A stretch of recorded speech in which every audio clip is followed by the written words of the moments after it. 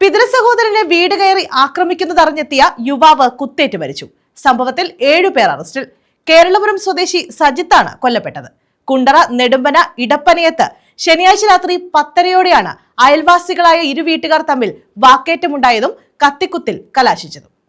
പിതൃസഹോദരനെ ആക്രമിക്കുന്നതറിഞ്ഞ് എത്തിയ യുവാവാണ് കുത്തേറ്റ് മരിച്ചത്. സംഭവത്തിൽ നെടുമ്പന ആയുർവേദ ആശുപത്രിക്കടുത്ത് അനുജ ഭവനിൽ അനന്തു ആനന്ദൻ, വർക്കല പനയറ സനോജ് ഭവനിൽ പ്രസാദ, നെടുമ്പന ആയുർവേദ ആശുപത്രിക്ക് സമീപം സുരാജ് ഭവനിൽ സുനിൽ രാജ, നെടുമ്പന ഇടപ്പനയം നൈജു ഭവനിൽ ഷൈജു, ഇടപ്പനയം ബിബി സദനത്തിൽ ബൈജു, ഇടപ്പനയം അതുൽ നിവാസിൽ അതുൽ രാമചന്ദ്രൻ, സഹോദരൻ അഖിൽ രാമചന്ദ്രൻ എന്നിവരാണ് അറസ്റ്റിലായത്. കേസിൽ കണ്ടാലറിയാവുന്ന ഒരാൾ കൂടി പ്രതിയാണ്. സജിത്തിന്റെ സഹോദരൻ സുജിത്ത്, അയൽവാസി അശ്വിൻ എന്നിവർക്ക് സംഘർഷത്തിൽ ഗുരുതരമായി പരിക്കേറ്റു. ശനിയാഴ്ച അർദ്ധരാത്രിയോടെയായിരുന്നു സംഭവം.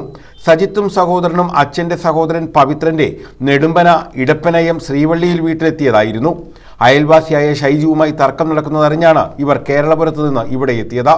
പ്രതികൾ സംഘർഷമുണ്ടാക്കിയപ്പോൾ പവിത്രൻ രക്ഷ തേടി പോലീസിൽ അറിയിച്ചു.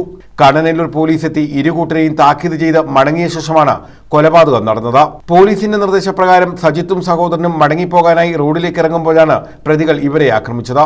വീടിന് സമീപം വടക്കടത്ത് ഏല ചങ്ങാതിമുക്ക് റോഡിൽ ഇവരെ തടഞ്ഞ ശേഷം വെട്ടിയും കുത്തിയും പരിക്കേൽപ്പിച്ചു.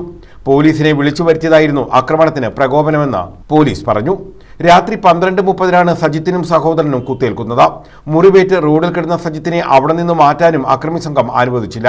കടനല്ലൂർ പോലീസ് എത്തി പെരുമ്പുഴയിലെ സ്വകാര്യ ആശുപത്രിയിൽ എത്തിച്ചെങ്കിലും സജിത്തിനെ രക്ഷിക്കാനായില്ല. സംഘർഷത്തിനിടെ പ്രതികൾക്കും പരിക്കേറ്റിരുന്നു. ഇവർ തിരുവനന്തപുരം മെഡിക്കൽ കോളേജ് ആശുപത്രിയിൽ ചികിത്സയിലാണ്. വെൽഡിംഗ് തൊഴിലാളിയായ സജിത്തിന്റെ വിവാഹം 2 മാസം മുൻപാണ് നടന്നത്. ശ്രുതിയാണ് ഭാര്യ.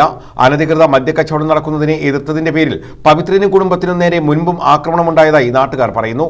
ഭീഷണിയെ തുടർന്ന് ഇവർ വീട്ടിൽ നിരീക്ഷണ ക്യാമറ സ്ഥാപിച്ചിരുന്നു.